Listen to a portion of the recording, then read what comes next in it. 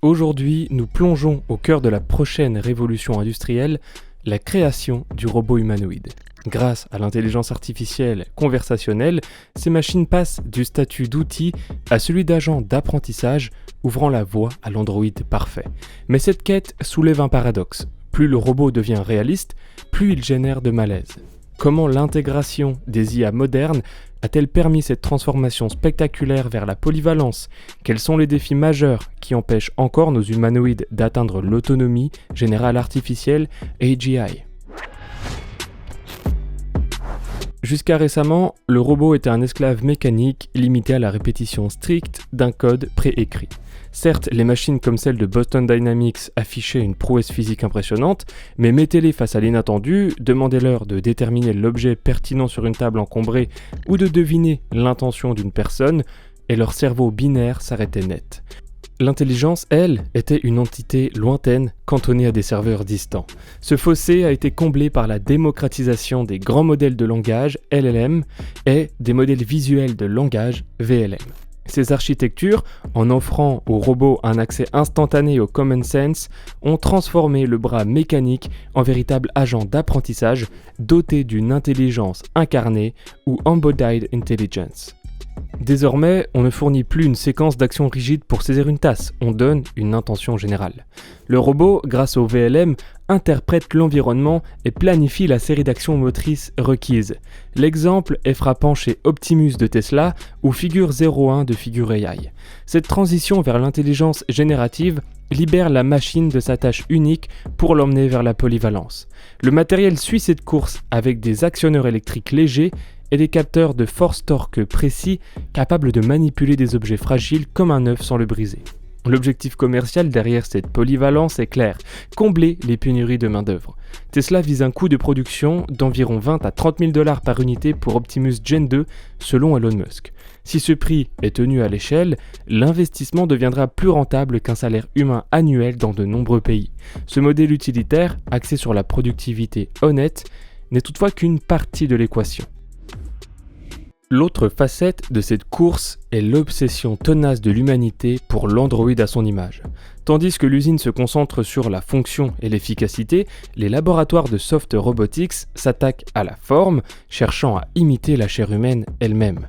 Dans ces sanctuaires, les ingénieurs remplacent le métal et l'hydraulique rigide par des polymères électroactifs et des actionneurs pneumatiques pour créer de véritables muscles artificiels souples et des mouvements d'une fluidité inédite. Cette approche bio-inspirée permet une sécurité et une dextérité cruciales, notamment dans la logistique délicate ou les applications médicales. L'idée est d'atteindre une manipulation précise tout en assurant que tout contact avec un humain ne résulte pas en un poignet cassé. Cependant, la quête de l'apparence mène aussi vers le réalisme extrême. Des prototypes comme ceux de Realbotics présentés au CES 2025, intégrant jusqu'à 16 micromoteurs pour animer des visages avec des micro-expressions complexes, ou des projets visant à reproduire l'épiderme humain avec des couches de silicone ultra réalistes, nous forcent à nous interroger. C'est en observant ces biomimétismes imparfaits que nous chutons brutalement dans la vallée de l'étrange, un concept élaboré par le roboticien japonais Masahiro Mori en 1970. Ce malaise psychologique est plus qu'un simple inconfort, c'est un réflexe évolutionnaire. Plus la machine est réaliste, plus ses moindres défauts, un regard fixe, un pli mal formé, nous répugnent violemment, créant une confusion ontologique. D'un point de vue purement fonctionnel, le réalisme excessif ajoute une complexité, des coûts et une source de dysfonctionnement non nécessaire. Le marché semble arbitrer en faveur des machines fonctionnelles et transparentes, comme les robots d'assistance Pepper ou Boston Dynamics Spot, dont le design évite sciemment toute tentative de tromperie. L'honnêteté sur sa nature artificielle est souvent la meilleure politique pour une intégration réussie dans nos vies. Malgré cette double course, la machine capable de rivaliser avec l'esprit humain reste insaisissable. Pour qu'un humanoïde atteigne l'autonomie totale, il doit surmonter 3 défis majeurs: l'énergie, la mémoire et l'intentionnalité. Et c'est là que la machine se heurte à l'ingénierie biologique du cerveau humain. Prenons la mémoire. Les LLM s'entraînent sur des datasets massifs stockés dans des data centers externes. Un humain, au contraire, apprend de nouvelles informations instantanément et stocke ces informations avec une densité exceptionnelle, les appliquant avec une fluidité sans effort. Pour imiter cela, la recherche explore le stockage ADN synthétique. Un gramme d'ADN peut théoriquement encoder 215 pétaoctets de données, représentant la densité de stockage la plus élevée connue selon des travaux de Microsoft Research et de l'Université de Washington. Ce système permettrait d'intégrer la somme des connaissances du robot, le common sense et ses expériences dans son propre corps compact. Cependant, le coût est encore prohibitif, estimé à environ 800 000 $ par téraoctet en 2025, et le plus important encore, la vitesse d'écriture et de lecture prend des heures, voire des jours. Le fossé n'est pas seulement dans le coût, mais dans la latence d'accès à l'information. Cette mémoire native, rapide et locale est pourtant la clé pour débloquer l'apprentissage en temps réel de type humain. Le deuxième mur, le défi énergétique, est encore plus intimidant, frôlant le ridicule technologique. Un humanoïde comme Figure 01 ou Optimus consomme énormément. Ses actionneurs, sa puce d'inférence IA et son refroidissement exigent une densité que les batteries Li-ion peinent à fournir sans alourdir la structure et compromettre l'agilité. L'infrastructure d'entraînement de l'IA derrière ces machines est sidérante, avec des clusters d'entraînement qui avalent 30 à 40 MW comme le supercalculateur El Capitan. A l'inverse, le cerveau humain atteint des performances d'ordre hexaflopique pour une consommation de l'équivalent de l'énergie d'une ampoule LED. Cette disparité est un facteur de plusieurs millions.